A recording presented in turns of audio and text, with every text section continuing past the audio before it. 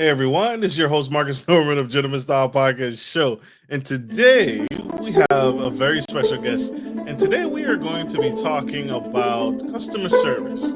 And I found this incredible man who has insight.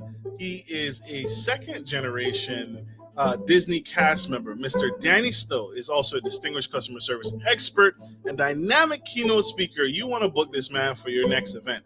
With it, he has a rich legacy rooted in the Disney tradition of excellence.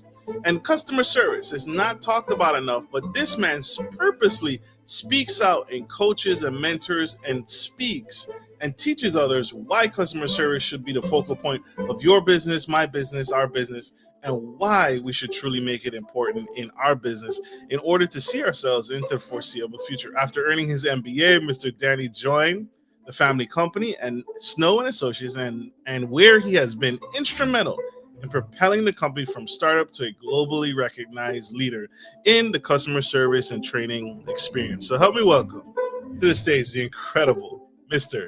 Danny Snow. Wow. That was quite the introduction, Marcus. Yeah, I'd like to bring you with me everywhere I go. That was wonderful. Well, you did the work, sir. So it's absolutely my pleasure to host you today. You have done incredible work, and you have insight. You have insight into something that businesses, I think, have been forgetting, which is the customer service experience. And I only know two companies that have accelerated and taken customer service to higher and higher heights, and has made it the precipice. And that's Chick-fil-A. Chick-fil-A's customer service is known for their customer service. If you Mhm. know nothing else, if you memorize nothing on their menu, it's the customer service experience. And Yep. people wait in line backed up for miles just to experience that customer service. And what you teach is the Disney customer service experience. And so I want to start off with a curveball question, a softball question. Sir, what you have an incredible mind. Why did you apply to be a Disney cast member? How did you find yourself in the throes of working in the Disney experience? Yeah. So I'm one of the few people you're likely to meet that was actually just born and raised here in Orlando.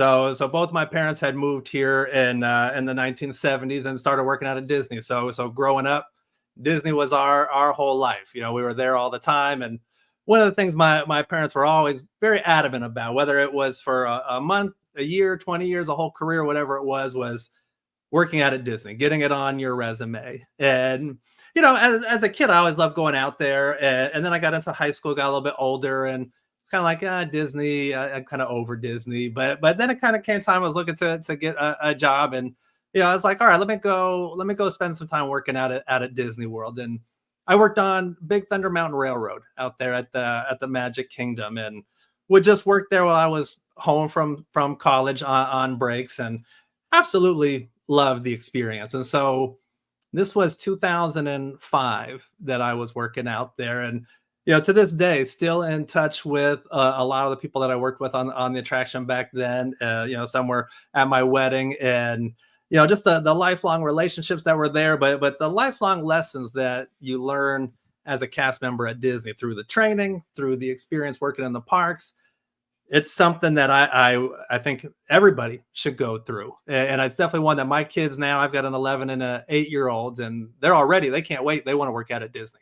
So I love that I can kind of move that forward and try to get them out there as well, because I do think the lessons, and like I said, Chick-fil-A, and I actually, your Facebook post a few hours ago, I think it was of a Chick-fil-A server just having the time of his life, but one of the customers going to the drive-through there. And we find every time we go to Chick-fil-A, it doesn't matter. The people there are fantastic. And you're right that those two are the ones that they get it right a lot more often than they don't. You know, nobody's perfect, but they're gonna get it right very much a lot of percentage of the time. Absolutely, absolutely, and you're so right. It's unique, and so thank you for sharing your histories. Thank you for sharing your background and how you got Yeah. into the space. And so, how does I want to lead into that? How has family structure shaped you as an individual? How has your family dynamic shaped you into who you are today, the man you are today? As far as I think family plays a role in our makeup, right?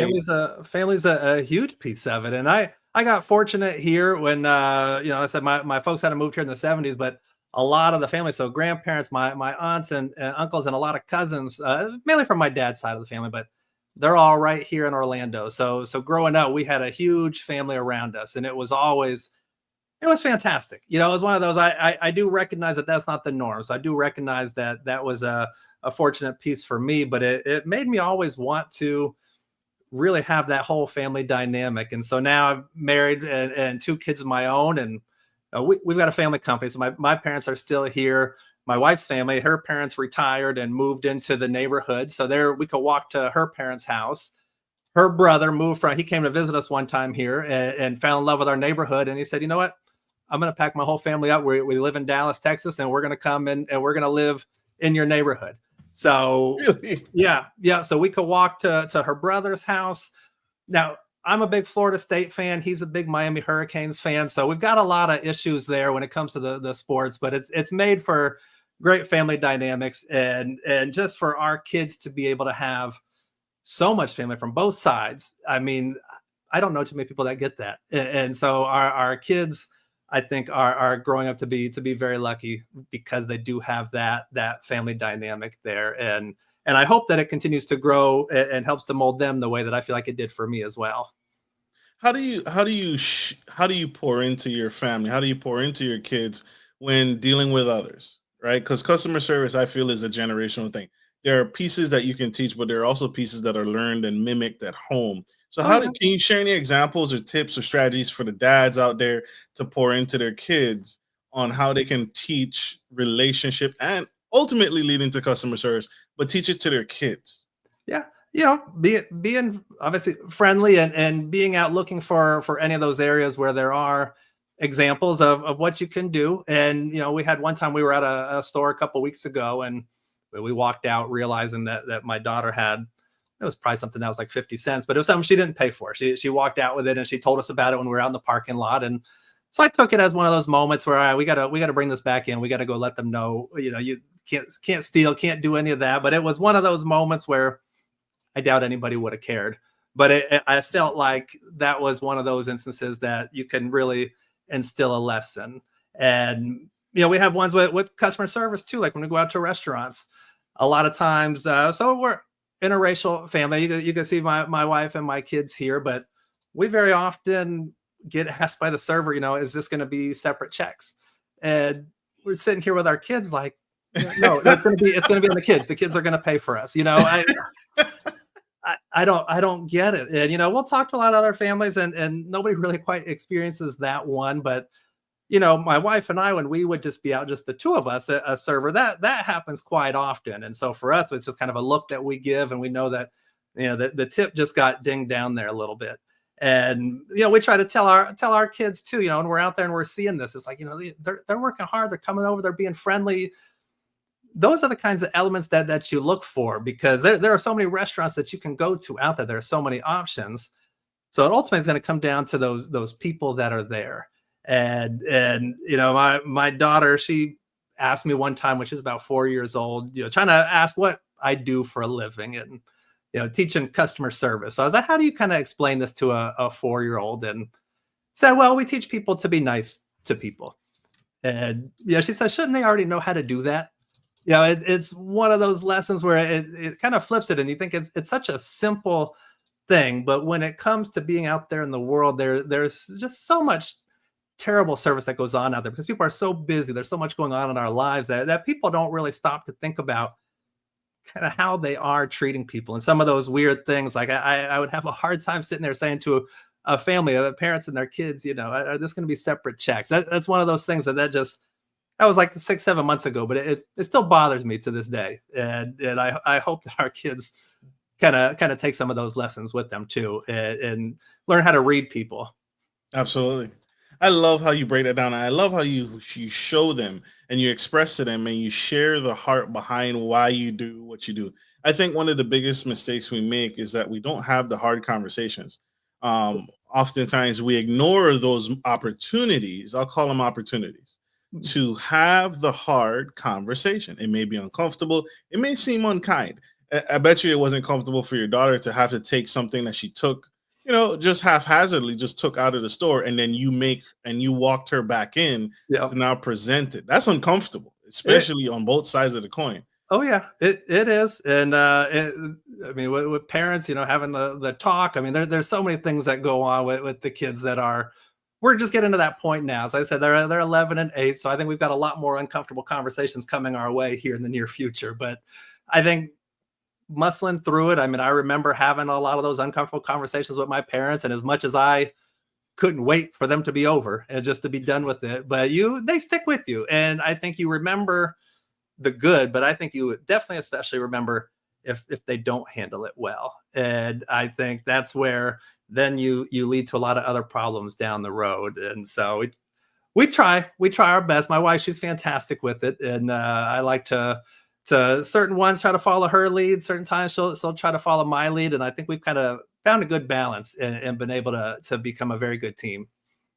Love it, love it. Family.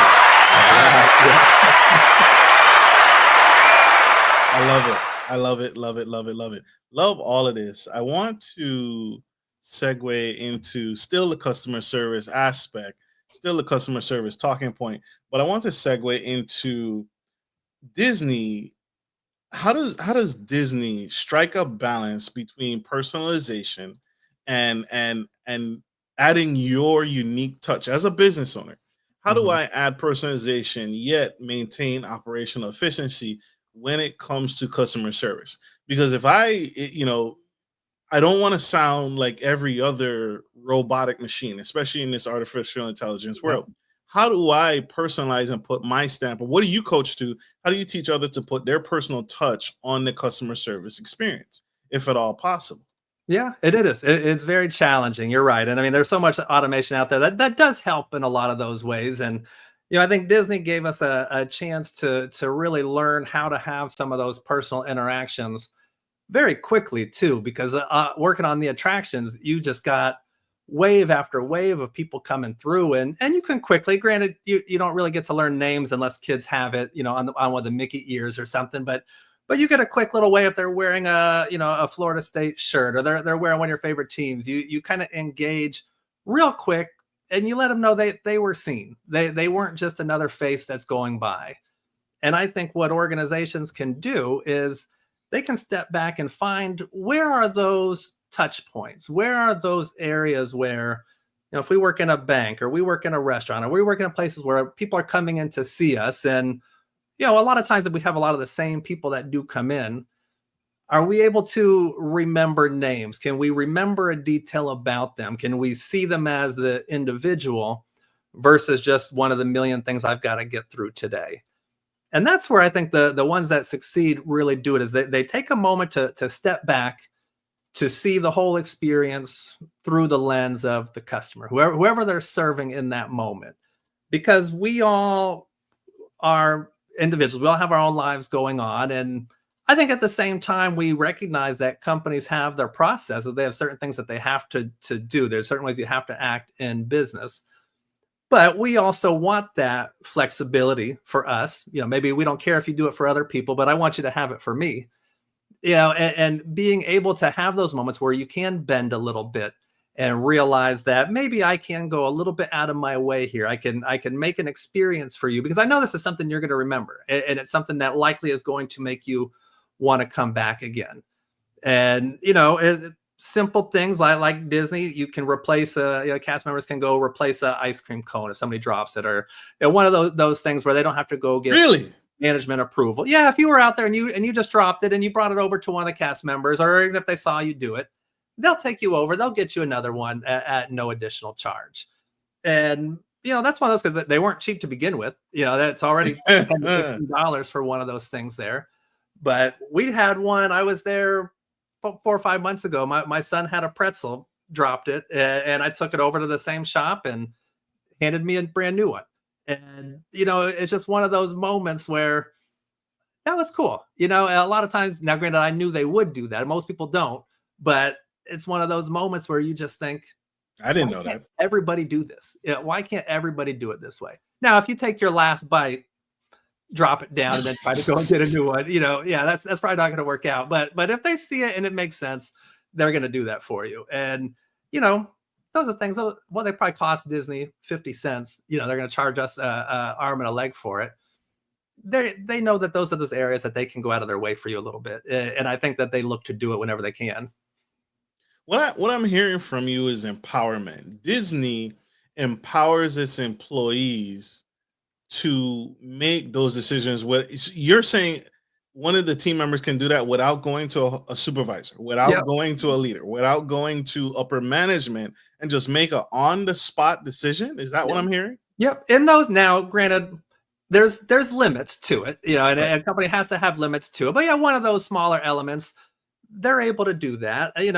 Four Seasons, theirs is something more ridiculous, but they're empowered to go up to, I forget if it's like $1,000 or $1,500 to do something if it can improve the guest experience there.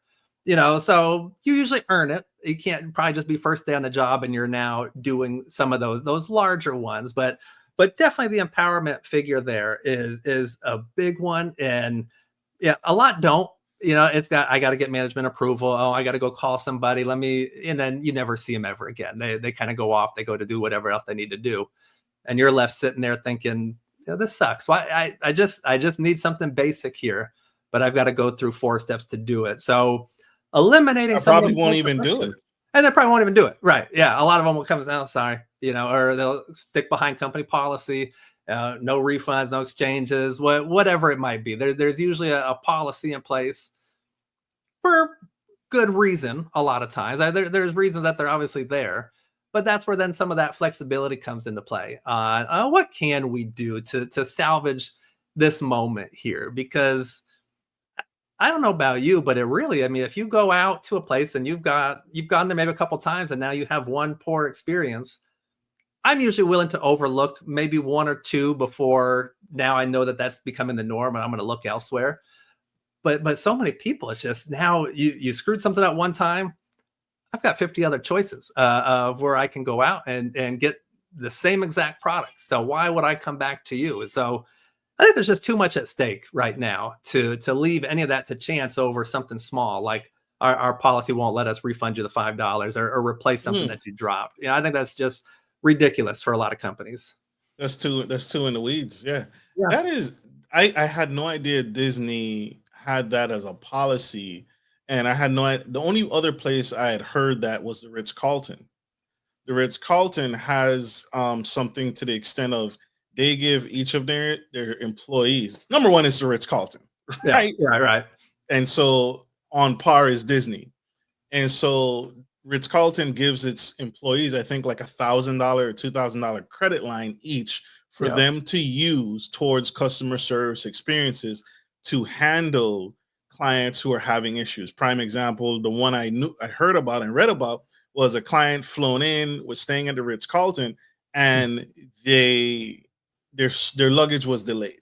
Mm-hmm. And so the bellhop who's escorting them up to their room and carrying their, whatever they had, their book bags, whatever packages they had, is helping them carrying up to the room. And just in conversation, they're telling them, oh, my wife and I's bags are delayed at the airport. They're stuck.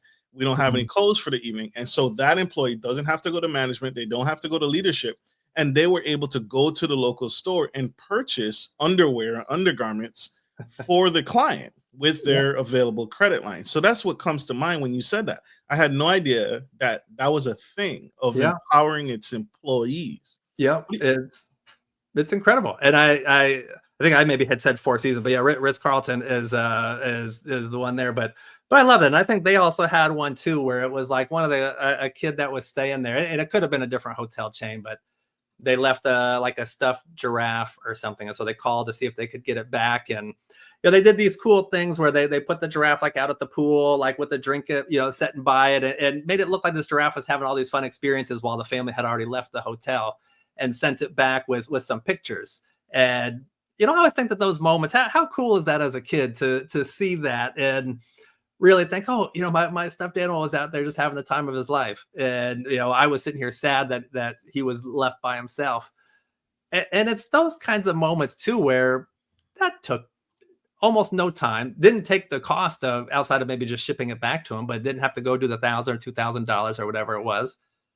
But it was a little moment that a company realized, hey, we can do something fun here.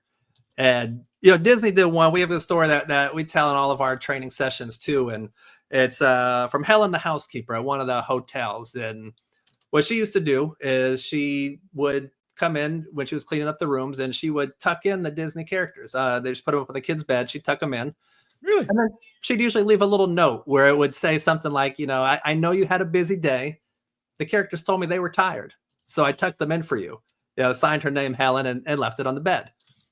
And there was some training programs that Disney would do where they'd get all the cast members together to talk about different things that they were doing, so they could try to really, get these ideas that if you just were to talk to people one-on-one, you would find these great ideas. But if you could leverage them across an organization, that's where the magic really starts to come out. And so in one of those meetings, she was there, and she told them about how she'd been doing this with the stuffed animals. And then it took off where housekeepers, they'll put them in front of the TV and then they'll turn it on, or they'll put them in a circle playing cards. So you walk in the door and you freak out for a second because you think they all came to life, right? But it's just one of those quick moments where I don't know if you have been out to any of the Disney parks, if you spent much time out there, but if you have, I have.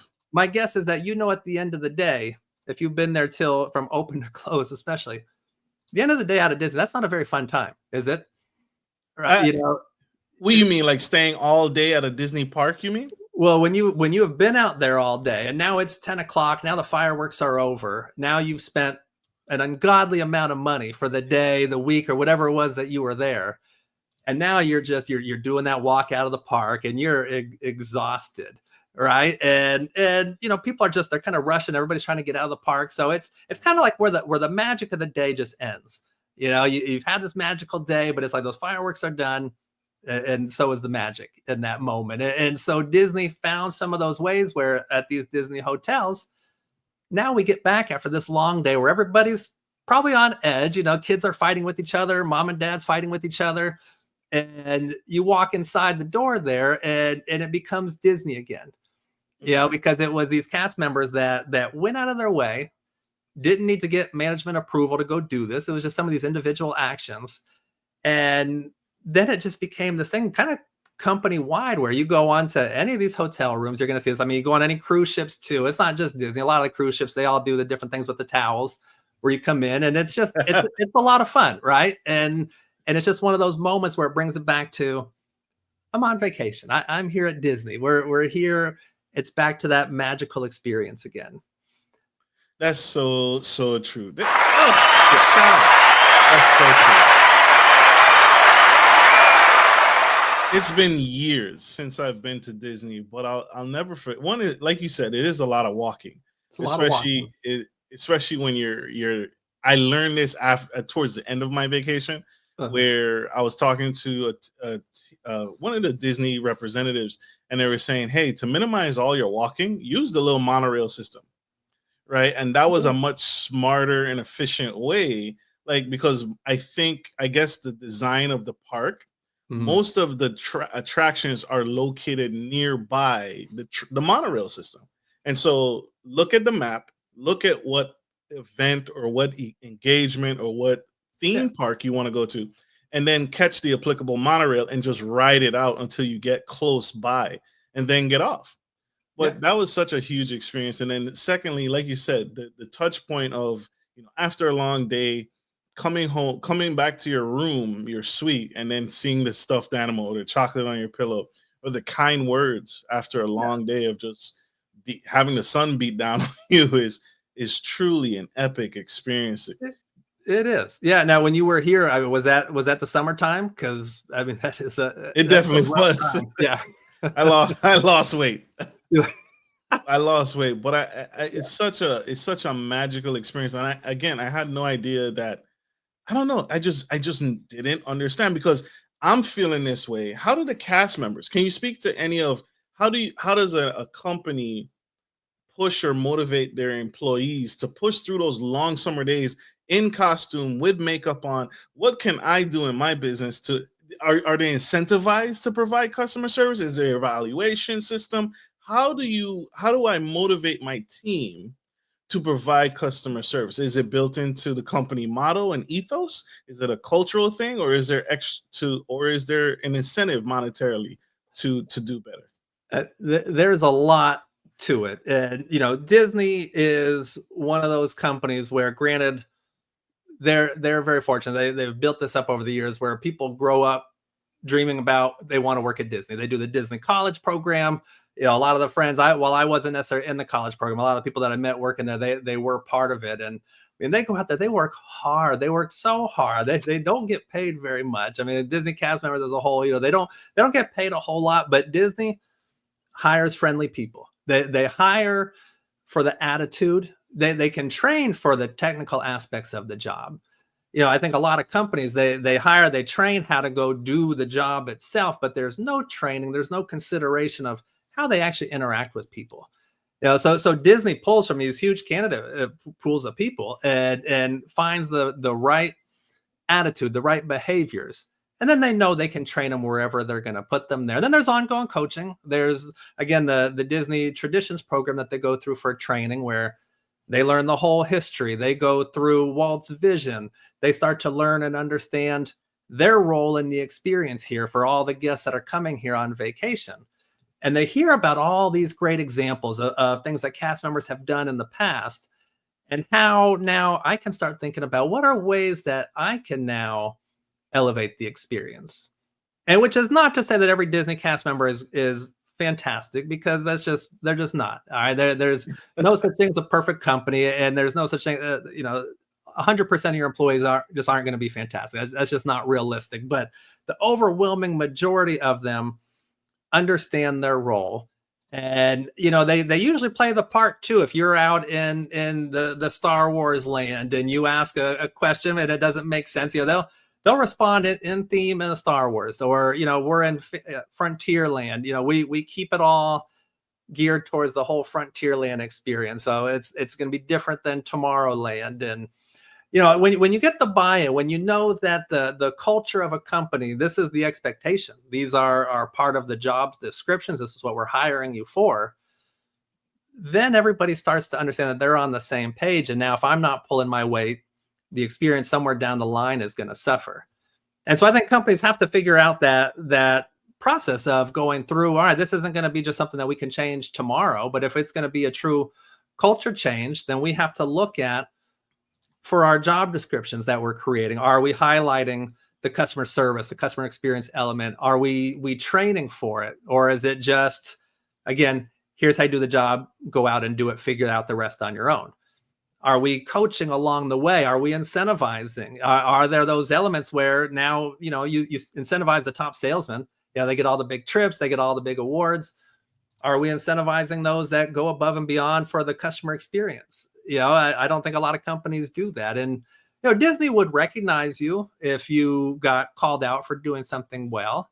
You would kind of get some of that public recognition, which is always great if you can get that. If you can recognize your employees in the moment in front of their other team members, it's hard to beat that feeling, isn't it? When you know that you've done something well, it makes you want to do it again.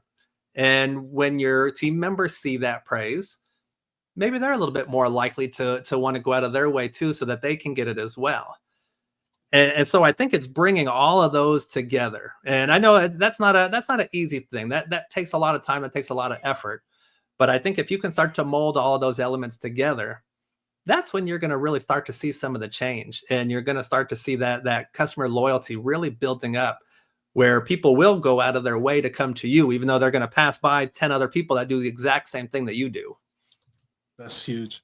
Is there any opportunity or any incentive for creativity? I know you gave the great example of, hey, a customer child dropped their ice cream cone, and the Disney team members saw it, and so, hey, come, I'll replace it, no problem. Or you can take it back to the person and say, hey, my child dropped their ice cream. Is there any possible way?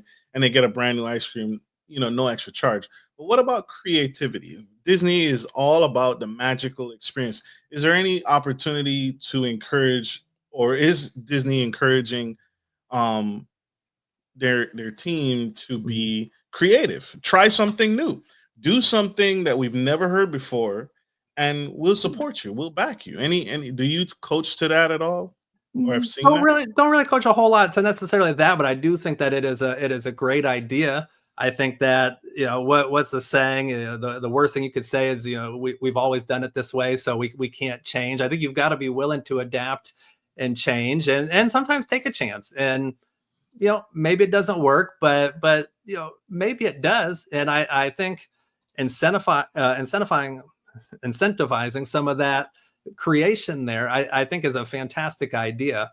But that's where you kind of bring it in too, and say, here's some of the ideas that I have, and maybe there's some workshop elements to it too, or we can kind of game it out, see how this plays, test it out here or there before it goes company wide. But I think it's a fantastic idea to have everybody on the team looking for those elements, because that's, again, another differentiator out there. When you're on the lookout to solve problems, or just how can we take this to the next level, I think every company, they should be asking that all the time, and very few do. So I think the ones, I think if you could find a way to incentivize it, I think that you would be on the right path there. Absolutely. And how do you test that? Do you do surveys to clients? How does Disney track who served a customer really well, who created a magical experience? Is that through surveys? Is that through vision? Like, are there secretly, I've heard you can debunk this, man. There's secret passages, and there's secrets passages throughout Disney, but are there also secret supervisors who are watching team members perform behind the scenes to see Yeah. if they're offering additional high level customer service experiences? How do I track that in my business? Yeah, there probably are. There probably are people that do that. I wouldn't be surprised. I didn't know about it when I was working there, but it wouldn't surprise me at all now. But they do. They track and monitor everything. And I know after, like, we love to do the Disney cruises, and you get the surveys afterwards that they're trying to figure out every single part of that entire experience. And you get the elements you can call out specifically certain cast members on the boat for doing something well. Other cast members can go to the management too, and let them know about something that you did positive. Guests obviously will oftentimes call afterwards or send letters. We've got a lot of ex Disney guys that they were there for 20 plus years that save these wonderful letters that they got from people that was sent to Michael Eisner, back the CEO back in the day there, of just the amazing things that these cast members did and how it resonated on their vacation. And so I think when you open that up, when you're asking for feedback, when you are sending out surveys, when you're doing whatever you can, you're monitoring social media, you're looking at reviews online, and starting to take that all in, you start to get a good grasp of kind of what the vibe is of your business out there. That's true. That's so true. I told y'all, the legend himself, Mr. Danny Snow, here on the Gentleman Style Podcast Show, spilling the tea on how we can improve customer service, how Disney's there, and he has insider secrets on how Disney does it, and he shares this and speaks to this all across the United States, helping businesses get back to what I think should have always been the focus, which is customer service. Exactly right. I think we've gotten really far and few. Can you offer any tips on what are some, maybe one or two tips on what to look for when I'm hiring an employee? How can I tell someone I'm interviewing is very customer service oriented, that kind of fits with the Disney platform? Like, what are your qualities? Why do you think they picked you when they selected you? Well, I think it comes down to the interaction there, like at Disney too. When you go in for your interview, you're sitting there, and the whole place is all themed to Disney. But you're sitting there. You're now, granted, this was before we all had our smartphones and everything, so I can imagine this is incredibly different now. But they're kind of watching you before you go in for your interview. Are you just sitting off on your own, or are you in the main room where a lot of the other people are that are interviewing? Are you talking and engaging? how are you when you first come in and check in? Are you making eye contact? Are you being friendly and smiling? So there's a lot of different pieces along the way before you even go back to your interview where you're kind of on display, where again, you might not really even know that. I can imagine now, and if we had the smartphones back then, I can imagine I probably would have been sitting there scrolling through doing that. So I don't know how they really approach it now, because it has been so long since I've been there, and a lot in our world has changed since then. But I think when you really watch them, when you really talk to them, and people can fool you. You could have one good conversation with somebody and make you think one way, and then you find out that they're not. So I think that just comes. I've never personally gone through and hired anybody myself, so I struggle to want to say this is exactly how you have to do it, because I've not been in that position. So I don't want to come across as somebody that is who or is that, but I've never done it. So that's just kind of what my approach would be to it, is to kind of follow a little bit of that Disney model and see how they interact leading up to it before they actually come into your office there. That's some great points. Watch how they interact with others. Watch how they interact. Again, are they very engaging? Are they looking for opportunities to start up a conversation, or are they just sitting quietly to themselves? Right. And they're just sitting isolated in a box. They don't really want to talk to anyone. And if anyone, that I could totally see that, right? Me, especially in this cell phone environment where I could run a test and I can just walk by. You don't even know that I'm sitting on your interview, and I can just walk by you and say, "Hey, how's it going?" "Oh, it's fine." And then they go back to doom scrolling on their phone. Like, well, that made an impression. We know. You looked up. I would assume that most people don't even look up. Just, "Oh, I'm doing good. How are you?" No, even just when that's my kids. When I talk to them, what? Yeah, just. I'm with you. I'm totally with you. But that is such wisdom. That is such sage knowledge that I didn't even think about that, because again, I know businesses, they need to make it a priority.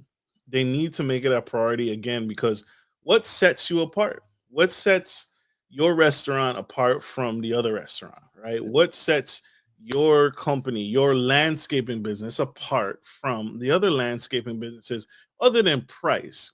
Is it, and I think it shows, right? Disney can charge the astronomical prices that they do, but they back it up, I think. They back it up, and that it's just, that's spot on, because every study out there will show, price and product obviously are important. It's never going to be not important there, but you can't compete on that, because there's always going to be somebody that's going to come out and undercut you. Somebody's always going to be cheaper. Somebody might have a better product. Like when I look at Universal Studios and Islands of Adventure here in Orlando too, where the Velocicoaster roller coaster. I don't know if you've been here and done that one, but that is my all-time favorite ride. Best ride out there. Hagrid's, the motorbike adventure that they have out there, phenomenal thrill rides, and to me, better than what they have out at Disney. Now, Guardians of the Galaxy out of Epcot, that is an incredible ride. But besides Velocicoaster, that's my favorite one. But so that's number 2. Guardians of the Galaxy is number 2. Velocicoaster is just too good. But you go to any other theme parks around the country, you go to Six Flags, you go to Carowinds, you go to any of these places, you're going to find incredible rides. But it's once the thrill of that ride has now ended, there's really nothing that's keeping you connected to the place. Well, we love going to theme parks. My kids love it. We love it. So we travel all over and go to theme parks, and we have a blast at them, but it's like, as soon as we're leaving, none of us are saying, when can we come back here? We want to come back here and do that again. Now at Disney World, that's the goal for them, regardless of who you interact with. Their Disney's goal is, as you're walking out of the park at the end of that day, is they want you to have that thought in your mind, which is, when can we come back and do this all over again?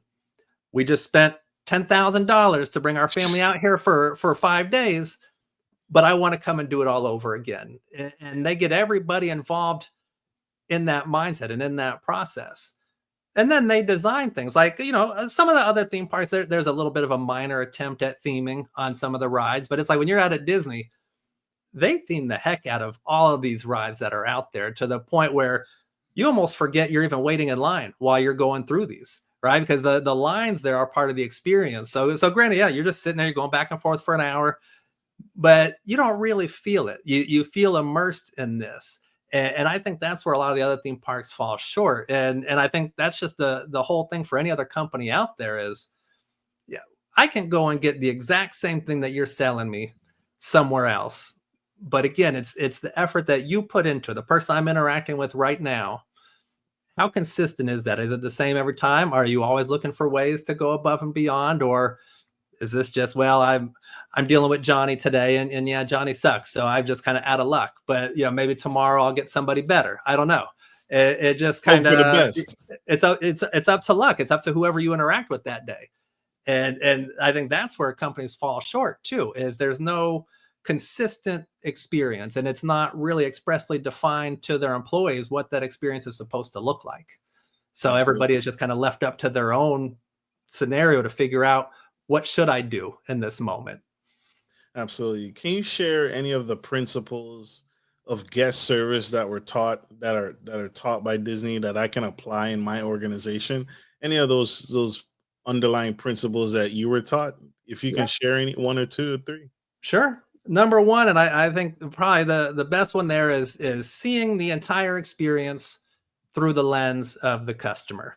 So whatever process you want to get better at, if a customer is coming into your store, if they're coming in to see you, so you start breaking it down where, okay, they've got to drive, they've got to park into the parking lot, they've got to walk inside the store, they've got to go find their product, they've got to pay, they've got to then walk out. So we see every, you might need to add some pieces to it, but we see every single element along this process of however we're going to serve our customer in this particular area.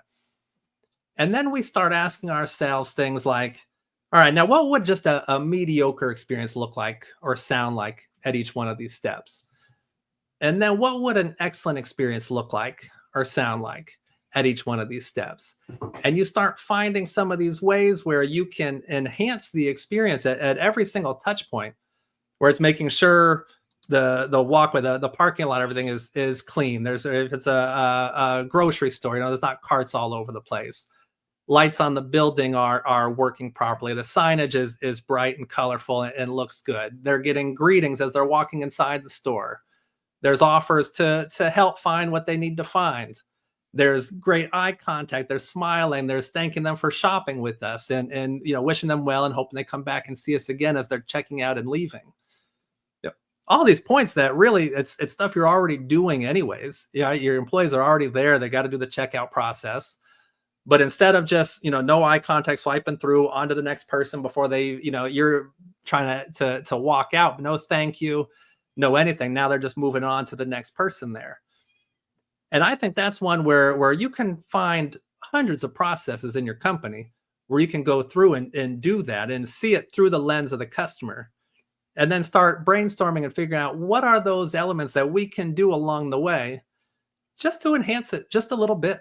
Even if we can just get it maybe 10 to 20% better than we're already doing, that's already a step ahead of what everybody else is going to be doing. That's your competition out there. That's so true. That's so true, and that's so good. I told y'all the legend here, spilling the tea. This is amazing. It's all you, sir. It's all you. I can't tell you how bad. This is why in business, when I got into business, it never left me. I've always been in a servant role, Mhm. and so when I got into business and owning my own business, I may not be the smartest apple in the room, but yet I own companies, and the one thing I know I can harp on is, bless me, the Bless you. customer service experience. You can out tech me, you can out guru me, but you'll Mhm. never out customer service me. And I promote that, and I highly encourage that to other people who are seeking to stand out in a Yeah. in a world where everything seems cookie cutter and No. everything. Why should I do business with you? When I remember when I first reached out for therapy, Mhm. just therapy, the first encounter with a therapist, the individual, the young lady said, I don't even know how you got on my calendar. I stopped seeing clients like you a long time ago. I don't even know how you made it here. That was the first thing they said to me, Yeah. right? Horrible. And that's a horrible customer experience. Yeah. But I think people get, I think people can spot um someone who's doing it for compensation and someone who genuinely enjoys and loves what they do. I think people can spot that person a mile away. Oh, They yeah. can I can tell when someone is here and helping me because they're incentivized to do so versus someone generally is doing something out of the kindness of their heart. Oh, yeah. No, And I agree with you, and yeah, that's a horrible introduction. So I don't know if you continued on from that point. I don't know if the relate. I'm absolutely sure not. yeah, okay, good. I would hope not, but you're one of those where you're like, all right. I mean, I don't know what's going to happen here next. It's like, granted, it could only get better, you would think, but that's a problem too. I think a lot is we as customers, and granted, I'm happy to hear that you didn't keep doing it, but we keep going back to a lot of these places, so they don't really learn the lesson. And I think so. Yeah, well, the companies obviously need to do a better job, but I think we as customers need to do a better job too of realizing, all right, if we stop going to these places, they're eventually going to just go out of business, or maybe they'll learn their lesson and turn it around. There's a great leadership quote. There's intolerable service exists because intolerable service is tolerated. So Mm, many people just let it go. I think management oftentimes lets it go because it's uncomfortable to have some of those conversations, or you don't want to go through the process of firing, rehiring, and doing all that. But we accept it as customers a lot more often. And we talk about Chick-fil-A, but we go to McDonald's all the time too. We go, but true. 80% of the time, unfortunately, our order is incorrect. And I should learn my lesson and check before I drive off, but I never do. And then my wife's pissed off at me when I come home because hers is messed up. Mine's fine, but hers is messed up.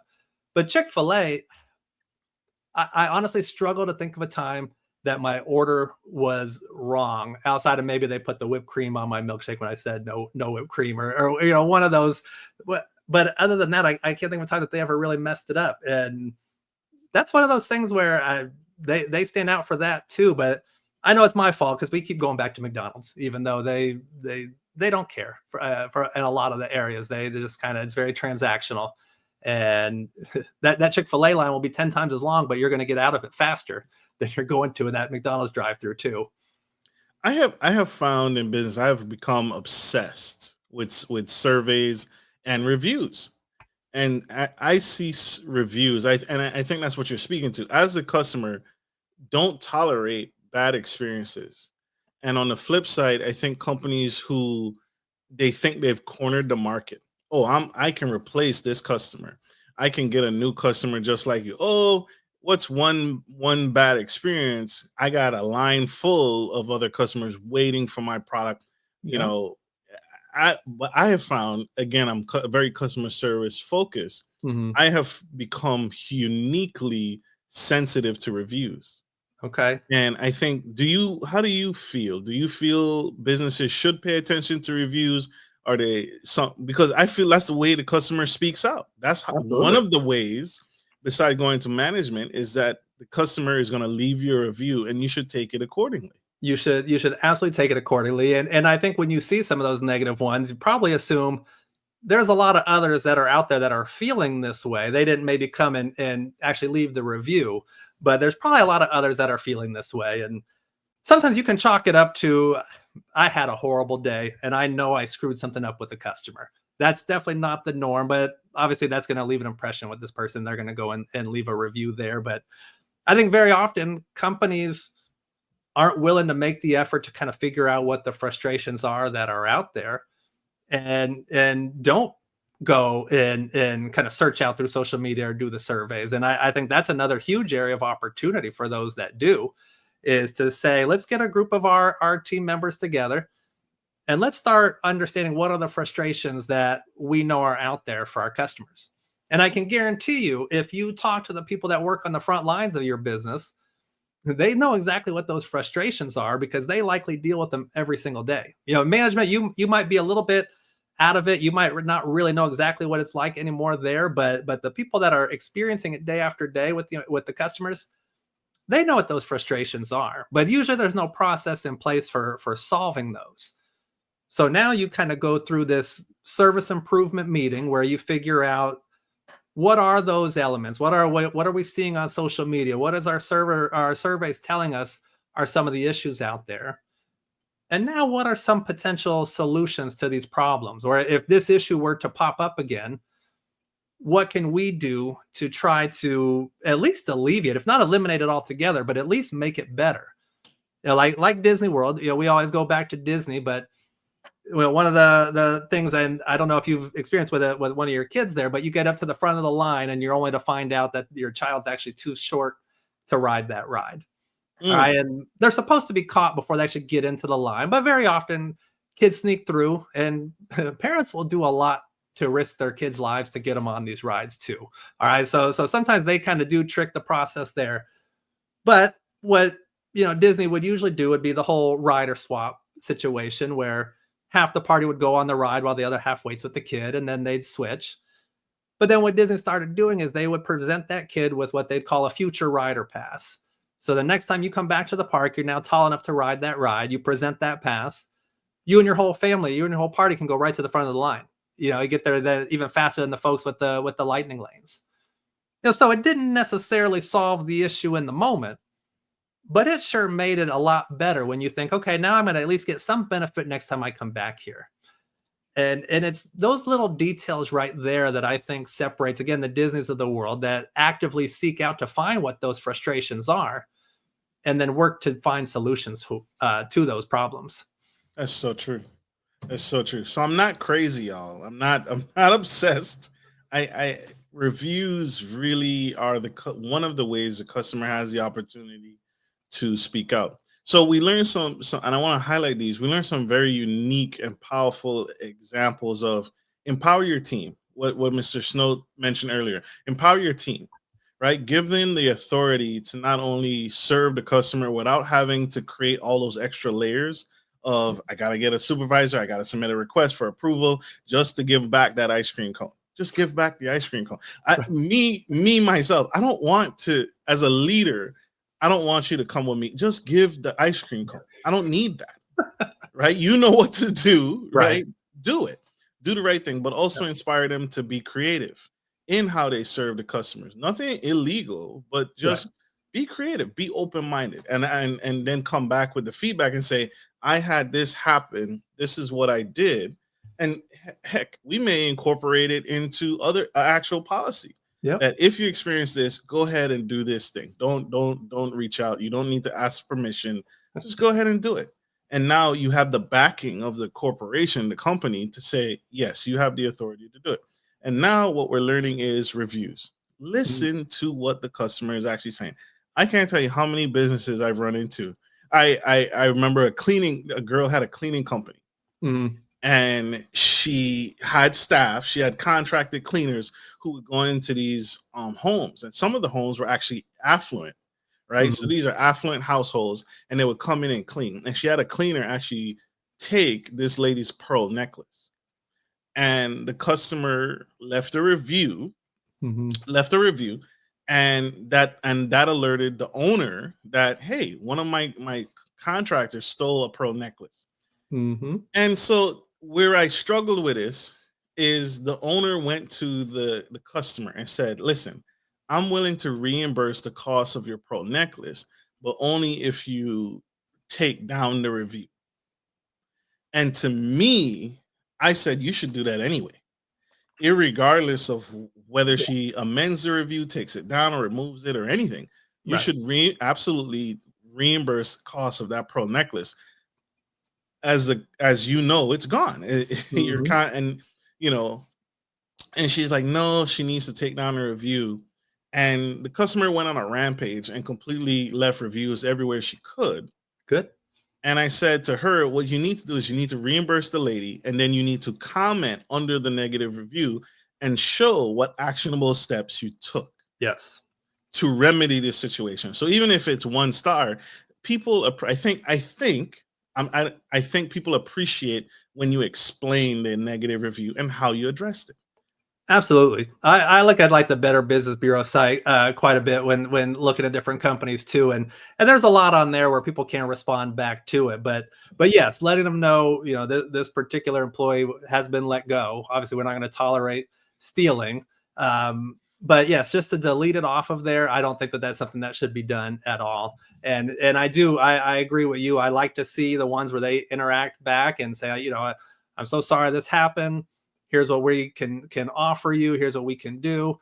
And then a lot of times the customer might come back later and say, yep, they came back, they solved my issue totally. And maybe they take the poor review down or just leave it up at that point just to let them know that they did come and satisfy me.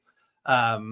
But yeah, I hate the idea of just saying, no, we're only going to do this if you take down your negative post, because I would have done exactly the same thing, and I would have blasted that company everywhere I possibly could have to let them know that. And I think, some people go above and beyond.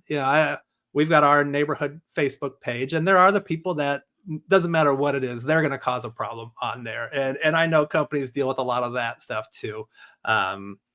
But I think then not coming at it from, now you're the management side, the company side, coming at it from a negative standpoint, coming at it from being defensive. Now, if you know the whole situation and this person is making something up, that might be a whole nother story. But a lot of times we come and try to show our superiority or authority over it, and maybe try to make the customer here feel bad or stupid, and we're insulting them along the way. And you're not going to win anything at that point. When you start breaking it down to that, you've already lost. But I that's one I see quite a bit, where whoever runs a social media page or whoever is in the management there, they sometimes go after some of the customers, and that is a absolutely horrible look when that happens. So that doesn't feel good. It absolutely No. doesn't feel good. I, you're so right, man, Mister Andy Snow.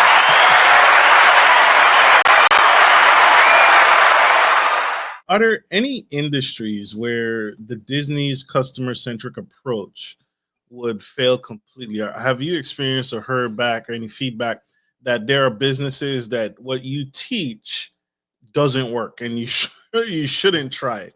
Are there any industries like that that exist?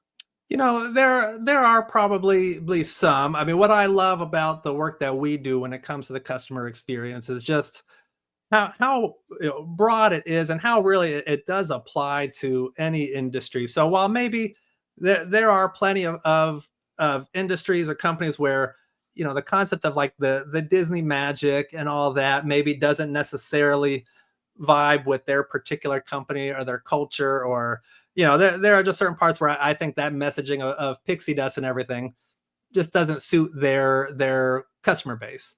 But when you understand that the principles behind it there and what has made Disney so successful, yeah, they've got the magic, yeah, they've got the Mickey characters and the pixie dust. Maybe you can leave some of that piece off of it, but what built Disney into the company that it is, I think those lessons apply no matter what industry you're in.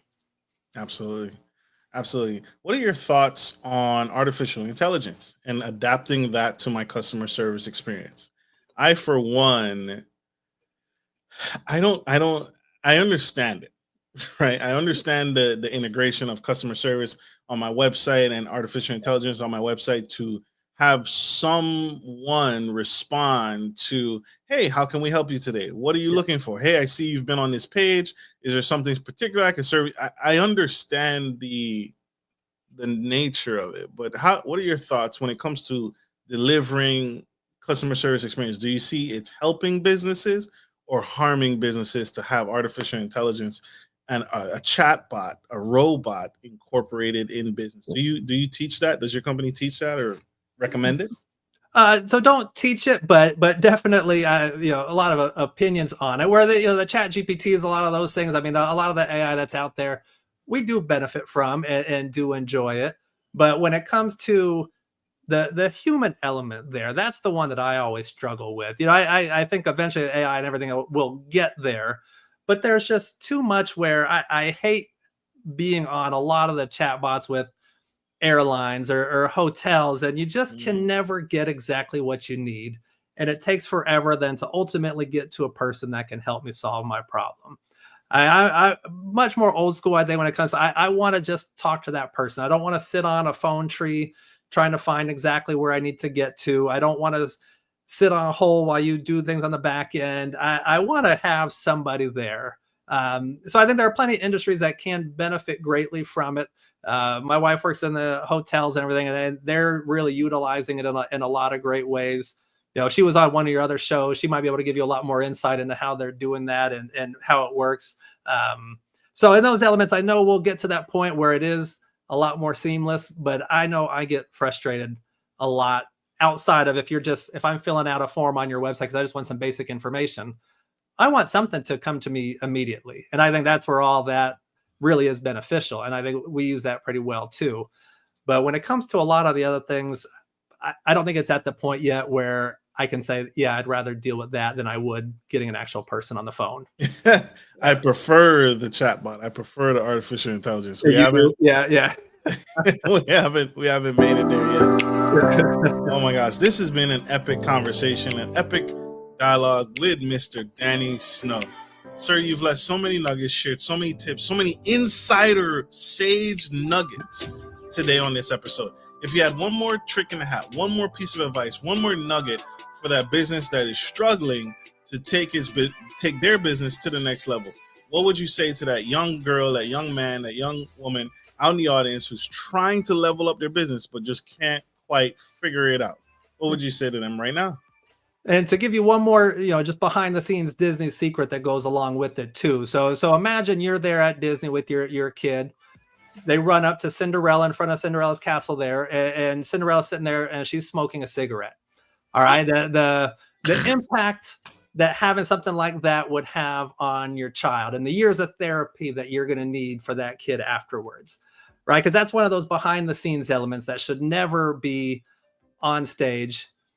And so the recommendation then to whoever it is listening is, in your world, whatever that is, all right, what is that potential smoking Cinderella behavior? What is that element that if your customer were to ever witness it would detract from the entire experience and really do damage to the brand, right? Because I don't care how many billions of dollars Disney spent building itself there. If that happens and your kid sees Cinderella smoking a cigarette, the magic is gone and the brand suffers. And there are those elements all the time. Yeah, that's whether it's taking too long to get back to it, it's having a personal conversation in front of the customers, or you're on the phone doing your text message or email before you acknowledge a guest or a customer there.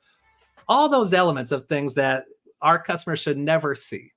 I think that's the last one there, is kind of go through your business and understand what is the behind the scenes element that I want to make sure never comes and impacts the onstage customer experience. Absolutely. Is there a way for external business to enroll in Disney Academy? Yeah, there are plenty of ways to go do that. Since I'm not with Disney anymore, I don't have that connection there. But if you ever wanted some of the customer service training that we do, yes, we do have some of those training courses. But yes, Disney does have great corporate training that they do, or you can go in and spend a day, $50,000, something ridiculous like that. But yes, you could take your company there and go through some of that. And how can we connect with you to get that same level of customer service experience? Yeah. How can people find you? How can people connect? Perfect. Yeah. Our website, www.snowassociates.com, and meet Danny there. That'll take you right to me, Danny Snow, on LinkedIn.